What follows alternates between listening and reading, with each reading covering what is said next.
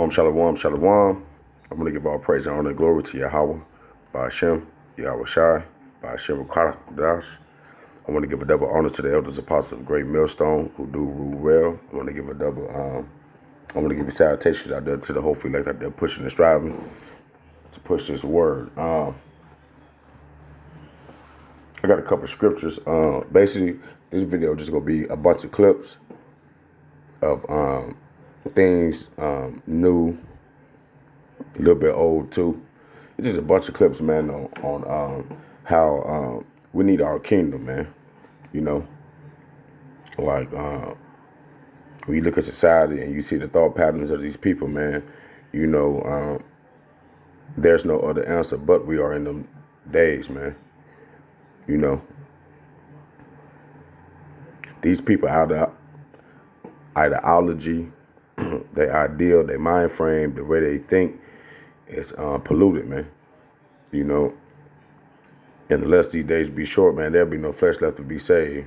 And we all know that because Esau, Edom, and the things that they push on the society and what their overall agenda is.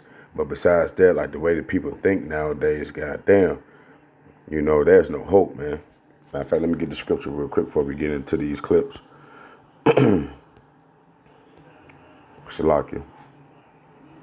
When the righteous are Shalakia about that, Proverbs 29:2.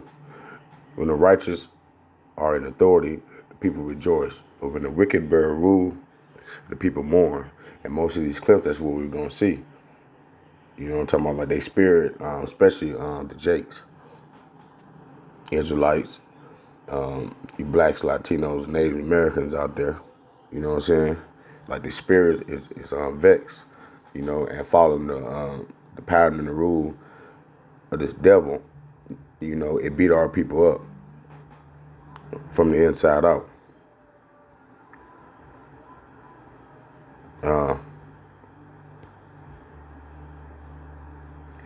And then I had one more.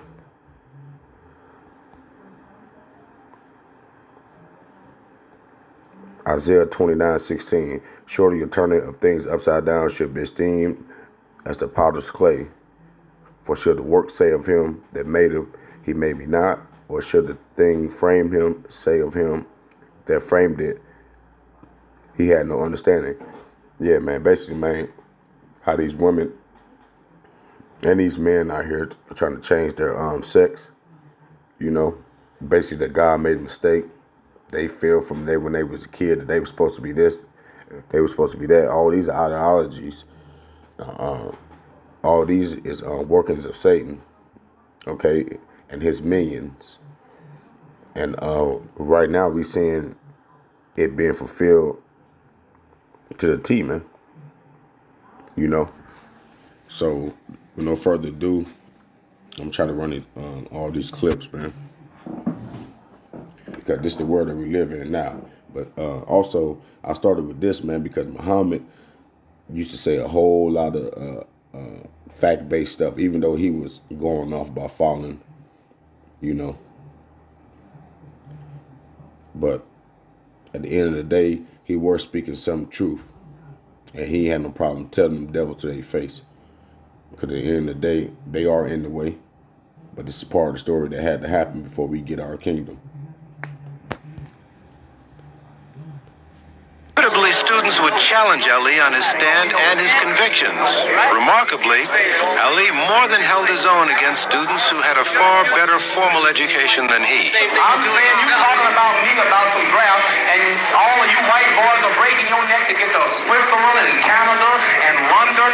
I'm not going to help nobody get something my Negroes don't have. If I'm going to die, I'll die now, right here fighting you. If I'm going to die, you my enemy. My enemy is the white people, not Viet Congs or Chinese or Japanese. You my opposer when I want freedom. You my opposer when I want justice. You my opposer when I want equality. You won't even stand up for me in America for my religious beliefs, and you want me to go somewhere and fight, but you won't even stand up for me here at home. There was no death more painful than crucifixion. That's why the Romans invented it. It was to punish political miscreants. The slow, agonizing death by suffocation, essentially, and dehydration and exposure. Extraordinarily painful. Okay, so that sucks. That's pain, man. Plus, you know it's coming. That's part of the story. Plus, your best friend betrayed you into it. Plus, your people turned against you. Plus, they're led by a tyrant who doubts truth. Plus, you're a victim of the Roman Empire. Plus, you're completely innocent. Plus, everybody knows it. Plus, they choose a criminal to be released from this experience instead of you, even though they know he's a criminal and they know you're innocent. Preach it. If someone goes into a shopping mall in pursuit of one of their enemies and opens fire on a crowd of people and guns down a bunch of innocent people in a shopping mall, they've murdered those people.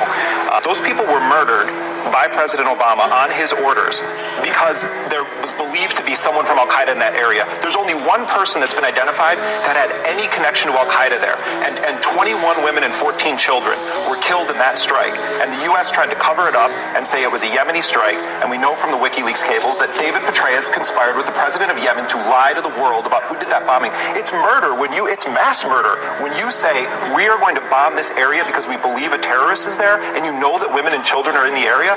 The United States has an obligation to not bomb that area if they believe that women and children are there. I'm sorry, that's murder. I'm all for feminism. I'm all for all the shit it brings. Equal pay, chicks become president, all that shit. But now you gotta give men their shit back. Let us be men again. You don't respect us. It's in subtle ways. I found out recently my girlfriend has no respect for me in a casual conversation. We were talking with some buddies about UFC. We were talking about how a lot of those guys get arrested. They get in trouble for domestic violence. They beat their girlfriends and wives. And my girlfriend says to a bunch of other dudes, she goes, oh yeah, that's why I would never want to date somebody like that. The kind of guy, like, if he just lost control, could like kick the shit out of you. And I was like, I could beat the shit out of you. Are you with me because you think I can't beat the shit out of you? I just don't beat the shit out of you. I could beat you up just as fast as the UFC guy. I just don't. You think I can't? And how do I prove it now? I can't beat the shit out of her because I've made it a thing. Everyone's going to know it's me. I'm the first suspect.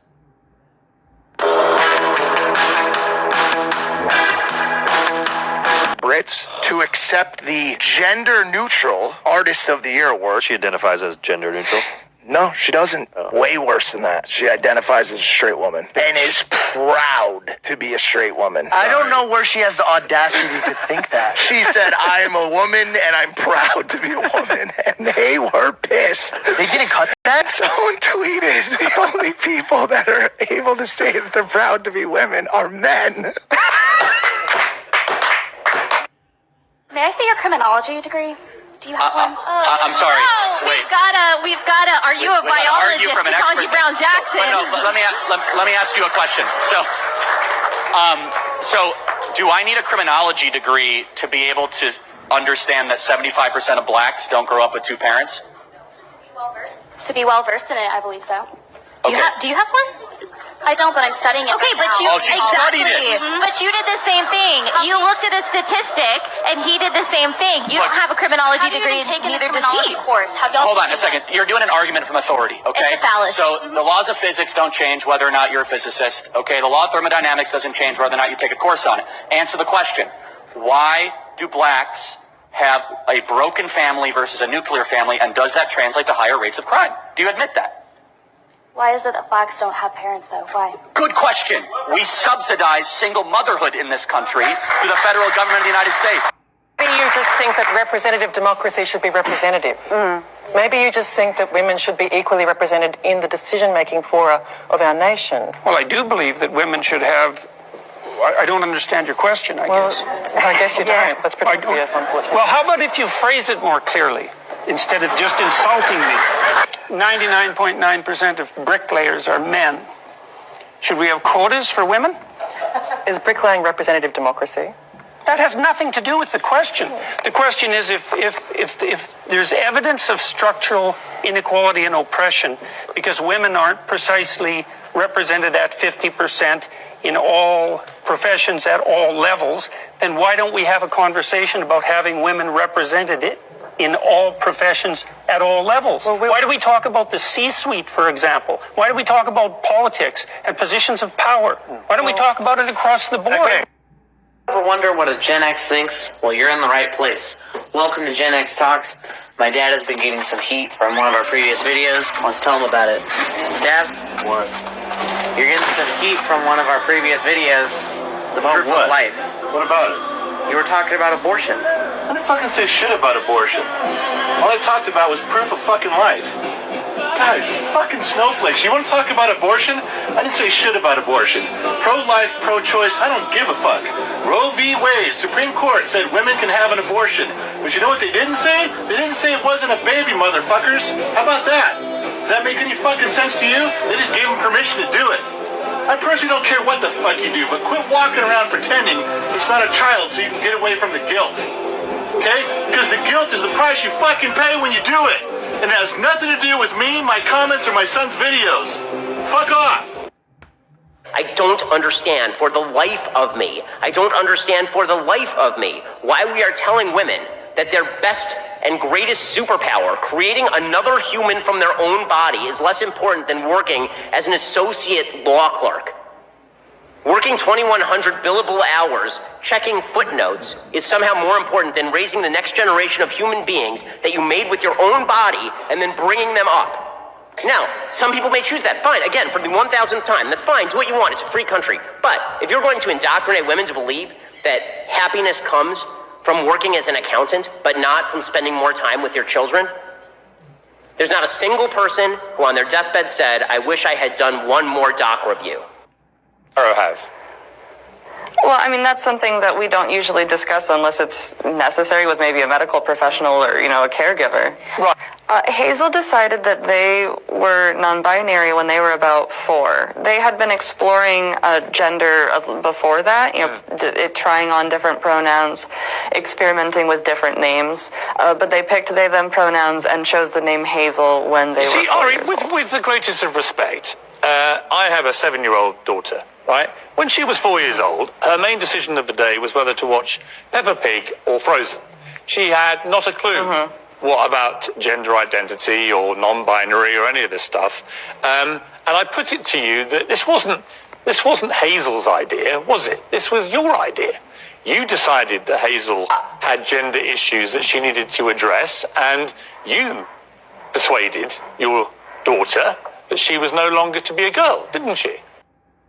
Did I tell you I bought our car from Carvana? Yeah, Ma. It was so easy. I found the perfect. Ever wonder what a Gen X thinks? Welcome to Gen X Talks. My little brother left his phone lying around, and this is what happens. Hey, Dad, I got a question. How can I help you, sweetheart? Why do you hate millennials? I don't hate millennials. We just don't get along. We're cut from a different cloth. But Gen Xers were raised what right and wrong is, and that's it. Millennials are raised, right and wrong is subjective to whoever they're around. I was raised, if you did something wrong and you failed, you fucked it up, you did it again. They're raised, they didn't fail, they just didn't quite do it the way it was supposed to be, whatever that fucking means. I got punished, got my ass kicked, they get a fucking hug. Okay, it's totally different. I got a trophy for winning, they get a trophy for showing up. Gen X was raised with grit, thick skin, determination, and respect. We plugged into families and jobs and society. Millennials want to bend all of those things around their feelings. How does the world fit them? It's different. It's fucking wrong. This is the difference between gender and sex. Define what a woman is without reference to the word woman, please. So this is actually a logical fallacy called a red herring. You're asking me a question in order to actually challenge my question without actually No, it isn't. I'm saying that it really is not. I'm saying that biology, I'm agreeing with you that the notion of gender, which is effeminateness or masculinity, can be different from biology in the sense that biology is just pure male or pure female. But to suggest that there is such a thing as an effeminate male is not to suggest that an effeminate male is now a woman. Transgenderism makes the argument that if you believe that you are a woman, you are therefore a woman. Or if you believe that you are a man, you are therefore a man. I disagree with this. There are objective measures as to whether you're a man or a woman. There are objective measures as to whether you're male or female. There's certainly a spectrum when with regard to effeminateness versus masculinity. That's certainly true, but that does not change the underlying sexual dichotomy that is the basis for all human reproduction. Dominant narrative in America is white people are evil, white people suck, we should be ashamed of ourselves, and I don't think we should be ashamed of ourselves. I think that we should take responsibility for the system that we've created. The best system in the world? Oh, we do not have the best system in the world. Who has a better system? There are many European countries that have are much better off. Oh, than you us. mean like the European countries with a higher density of whites, like Northern Europe? That's one way to phrase it, I guess. You don't mean Turkey. No. You don't mean Eastern Europe No. with the communists. So the only time you can come up with a system that's better than America, it's a country that's more white than America.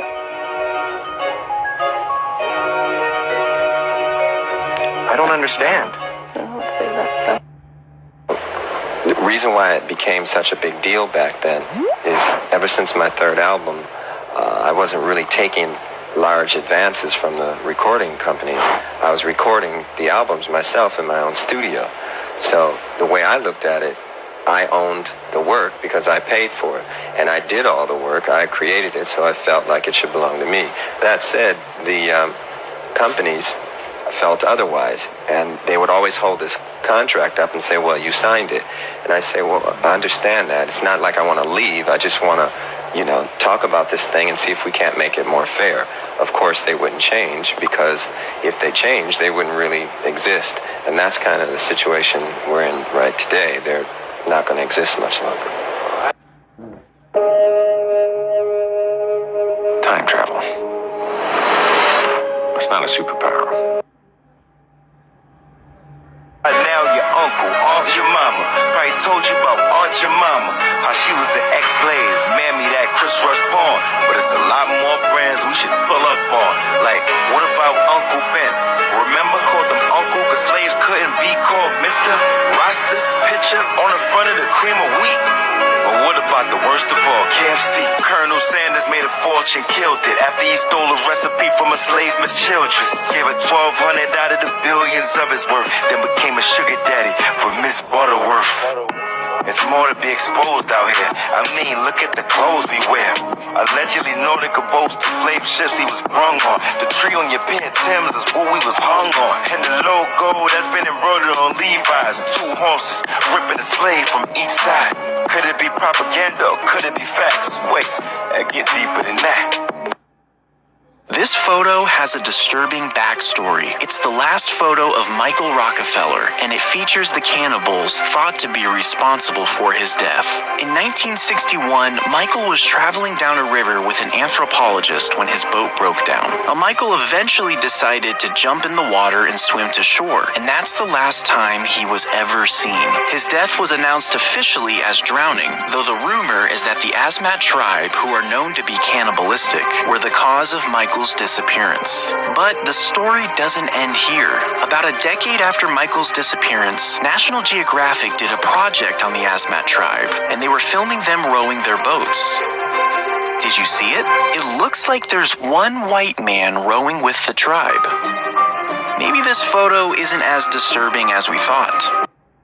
Let's talk about the angels that God has chained up under the Euphrates. If you study Jude, you'll see right here in verse 6 that it says, "And the angels who did not keep their proper domain, but left their own abode, he has reserved in everlasting chains under darkness for the judgment of the great day." Let me pause real quick. Hey, Jake through. Jake is through. They don't know shit they be talking about, but then you see how he try to make it like, just because you know how to sound white, talk they little so-called proper way, doesn't mean that what you're saying is right. Like, these people are really through out here, man. According to the book of Revelation, these angels are chained and bound under the Euphrates River. And they've been prepared for the hour, day, and month and year, and they were released to kill 1/3 of mankind during the tribulation. These are the same angels in Genesis chapter 6, B'nai Elohim, that slept with human women. Let me make this clear. Not all fallen angels are bound. How do we know this? Because we see one of them in Daniel chapter 10, the prince of Persia, the prince of Grecia. Paul tells us we fight against these fallen angels. These specific ones are bound under this river right here. You're looking at it. And that fully will fulfill as in the days of Noah. Hit like and follow for more. Where where's hell located exactly? The doctrine of hell is probably one of the most offensive teachings in the Bible. It's for this reason that people have sought to allegorize it to the point where it simply becomes a metaphor to describe the sufferings of this world. But the truth is that a comprehensive examination of hell in the Bible will bring you to the conclusion that it's not only real, but it's a place where the souls of men will spend all of eternity for the rejection of Jesus Christ. The Bible says that the smoke of their torment ascendeth up forever and ever, and they have no rest day or night. It says that it's a place where the worm dieth not and the fire is not quenched. But the Bible also describes it as being a place in the center of the earth, which would explain why the Bible says that hell from beneath is moved for thee to meet thee at thy coming. Jesus says, for as Jonas was 3 days and 3 nights in the whale's belly, so shall the Son of Man be 3 days and 3 nights in the heart of the earth. The Bible, when describing the prayer of Moses against the false prophets, said, let them go down quick into the pit, meaning alive into hell. Verse 32 says, and the earth opened her mouth and swallowed them up. Now the question is, where is the lake of fire? As you know, hey, is that a JD Power Award? Awesome. You know what else is awesome? Mascots. I was on the FaceTime with Kayla, bad little chicker from Queens. After 5 minutes, had me slapping dick on the screen.